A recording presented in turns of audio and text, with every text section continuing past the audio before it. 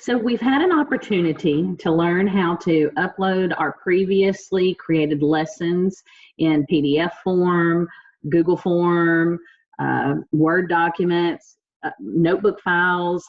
Of course, you can turn any file type into a PDF file, which is what we did here with our irregular nouns worksheet.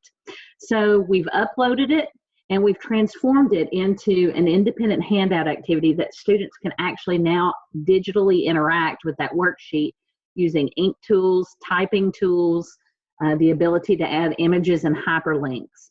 So now let's take that one-page worksheet and let's transform it into a whole lesson utilizing videos and interactive games, okay? So I go down to my worksheet, my irregular nouns worksheet, and I select edit, which of course puts me into editing mode. And now we can see there's the preview for my student handout activity where the kiddos can write up on the worksheet. So now I want to take a look at this tool in the bottom left-hand corner, the blue plus sign. You'll see when I select that, I have the ability to add various types of content.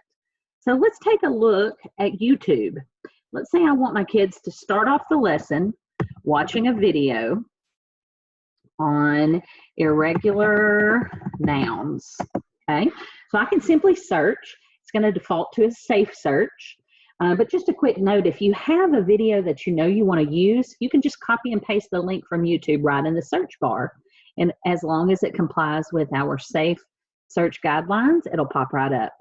So, of course, I always recommend that you watch a video before you put it in the hands of kiddos, okay? So now I've got my video, and I simply select it and click Add. Now, if I want that to be the first thing my kids do, over here, it's just drag and drop. Whatever order I want to put it in, I just drag and drop, okay? So we've added a video.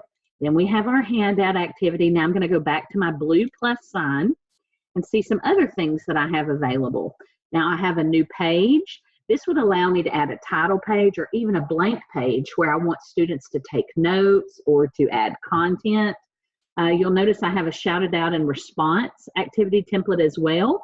Now keep in mind, both of these have those devices required settings on there. So this isn't going to be something I'm going to use for my student-led packets. That's going to be something I'm going to use when the teacher is live teaching a lesson, okay?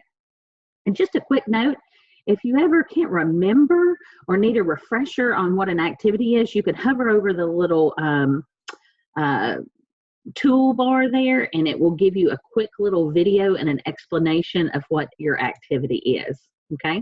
Now what we really want to do is go ahead and add a game-based activity, and we have the same opportunity here to get a preview of each of the types of games, okay? Now we have a few games, Monster Quiz and Team Quiz. These are devices required, so again, we want to avoid these for our student-led packets because you have to have your kids live and delivering these activities live. So all of the other options that are not devices required, our kids can play at their own pace individually. So I'm going to start with this super sort activity. This is actually an activity where my kids can sort singular nouns and plural nouns, okay? Now I'm going to use the same words, the exact same nouns that were in the handout activity. So we've got child, tooth, mouse, goose, man, and foot, okay? Now notice if I needed to add images or wanted to use images instead of words, I could also do that as well very easily by selecting the picture image and then navigating to wherever I have those pictures saved on my computer and just adding them from there. Okay, now plural, children, teeth, mice, geese, men, and feet, okay? So my content is added, so I simply click on the next button, and from here I have various templates I can choose from. I'm going to choose pirates to begin with, and then I select finish. And just that quickly, I have added a game that utilizes the same content in my handout. So let's take a look at the preview and see what it actually looks like. So you can see my kids drag and drop And when they get it wrong, they get feedback. And when they get it right, they get great feedback, right? All right, so now we've added the super sort activity. So let's add one more activity over here. Take a look at what that looks like. Let's see, let's try rank order. Let's try rank order. Now this is, of course, where you put something in order, and your order can be whatever you want it to be. So I'm going to do smallest to largest, for example. Okay, so we're going to say golf ball, tennis ball, volleyball, basketball. Not sure if basketball is one or two words. Car.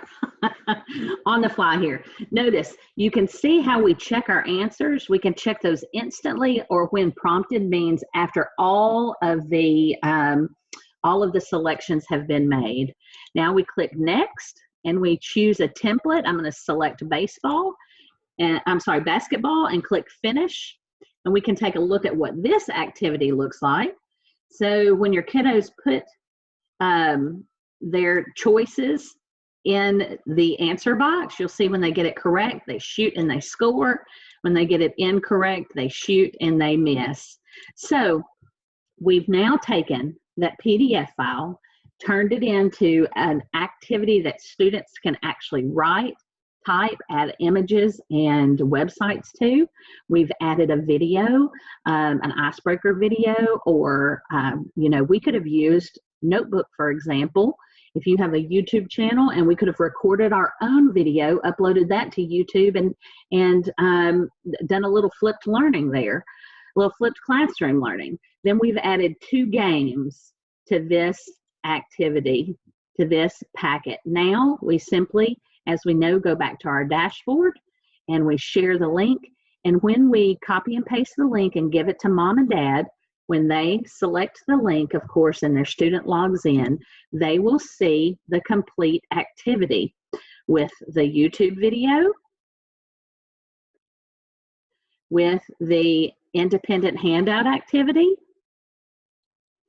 You can see what our students have completed there, and with the super sort and rank order game.